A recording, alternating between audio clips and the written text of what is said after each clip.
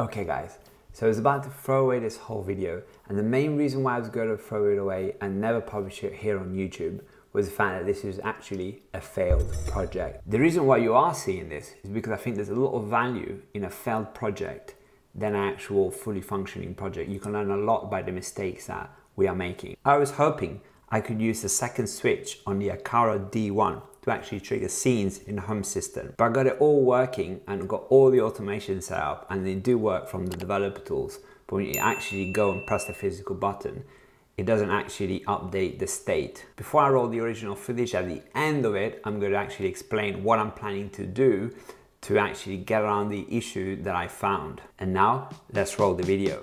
I'm going to show you how you can control any smart home device with this light switch, thanks to Home Assistant. Aqara sent me over their D1 switch with neutral wire. Then I figured out that where I wanted to actually install it, I didn't have a neutral wire. So I had to jump onto Amazon and buy the version without neutral wire.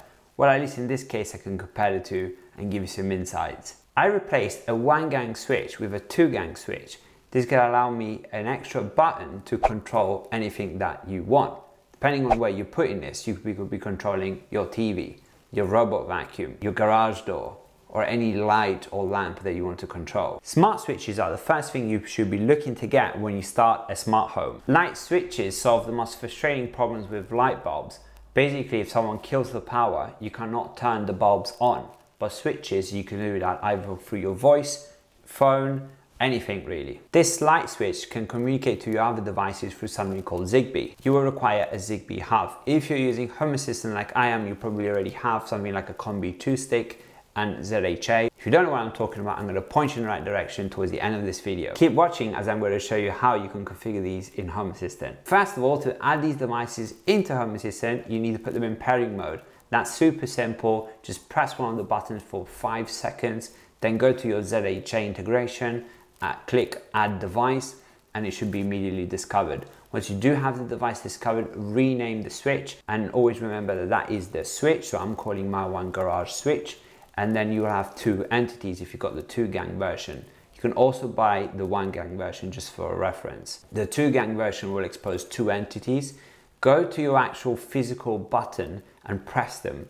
And press one at a time and see which one is turning on and off in Home Assistant, so that you know which one's the left one and which one's the right one. Once you've got that done, then come back to Home Assistant and rename the entity IDs. Now don't make the same mistake I did. Pick the right version for what situation you have in your home. Now if you do have the neutral wire at that box, feel free to get the version with the neutral wire. The version with the neutral wire costs more, but it also helps you to expand your Zigbee network because it acts as a repeater.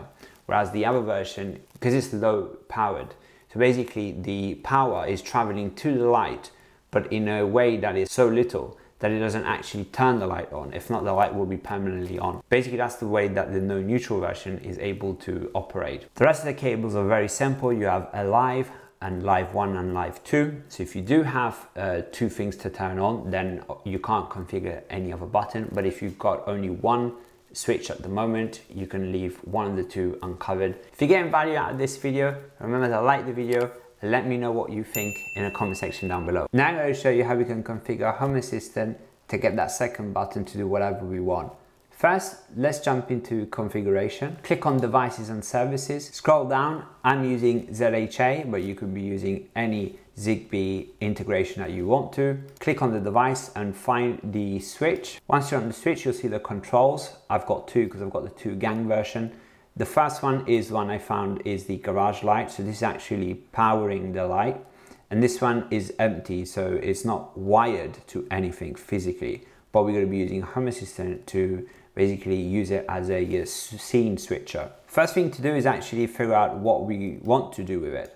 So here I would like you to rename this to whatever you're thinking you're going to be using it for. So I will be using this for the garage door. So I want to call this garage door switch, and I will do the same thing over here. It is important to note that the domain actually hasn't changed. It still sees this as a light, even if it isn't really a light. So let's click update, refresh the page, and we should have our 2 controllers. So now at this point, we can do whatever we want. So go to configuration, scroll down to automations and scenes, and click on add automation. Here we can start with an empty automation, and this automation we can do anything. So let me give you the example, for example, the robot vacuum. So let's look at the garage door specifically. Name of this automation, garage door switch. The trigger, we're going to be looking at the state, and the entity ID is one that we just set up, garage door switch. And basically we are saying if it goes from off to on. These are optional, so what you can do, depending on how your button is configured, my garage door is basically press the button and it either goes up or down. It really doesn't know what state it's in, the button itself. So I could actually have it completely, could ignore this from and to if I wanted to, but let's say we want to do this way. And then in the actions, we'll go and say call service. So we can go cover, and we can do something like open cover, choose entity, we can get garage door, so we can save it. So now every time that we actually trigger this, the garage door will open. Click on the developer tools, and let's look for that switch that we have. So the entity was called light.garage door switch. So this is the one. Expand this, so we see it's off currently. So if I just put this as on and set state, that should trigger my automation. And I can actually hear the garage door actually opening right now. There's a delay in the camera, as you can see, but we should get that actual footage coming through and come across. Here we go, so we can see it right now, a little bit of a delay. So you can see that actually did work. So I was able to do that automatically. Someone actually quite close, so he might be shocked that I opened the door now. So this garage door automation is working. I'm going to disable it for the moment. I'm going to try and create something different. So the garage light automation, what is this going to do is, this is basically going to turn on the same light. So we have one that's going to turn on the light through the actual physical power, and the other one is going to do it from Home Assistant. So let me show you what I'm actually talking about. Garage light automation is going to make the second button act as if it was the first button, so we can use them interchangeably. So the trigger point, again, it will be the state of that light.garage door switch. Again, we're going to be looking, this time we're going to for any change, because we're going to be looking at the toggle. So in the action, go call service, light.toggle, and we're going to toggle the actual garage light. So what's going to happen? If I click on the second button, the state of that entity will go from off to on. That will trigger a toggle of the actual other switch, which will then turn on or turn off the light.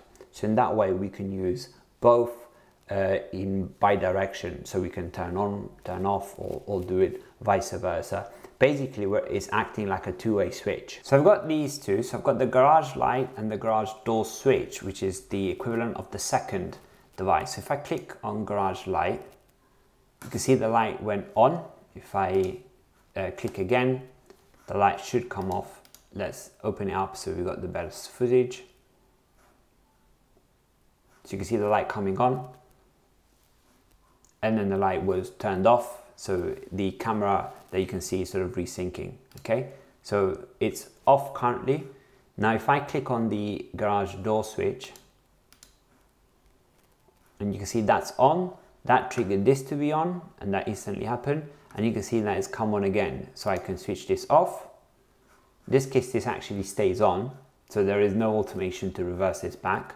So the light comes on, but because it's in toggle mode, it doesn't matter if it stays on, because I can go like this again, and then this will turn on again, and then they will be out of sync.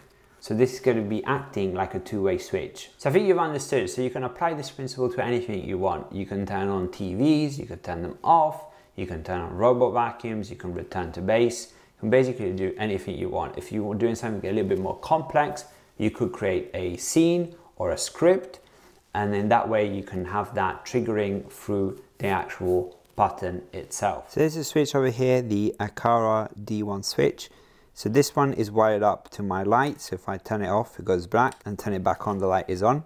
And this one, because it was a one gang switch, actually this doesn't actually action. So I actually really thought that pressing this button would have triggered an event, maybe a ZHA event, but I was listening to the events with the developer tools and I couldn't actually get it picked up. Really, to be honest, either of these trigger a ZHA event.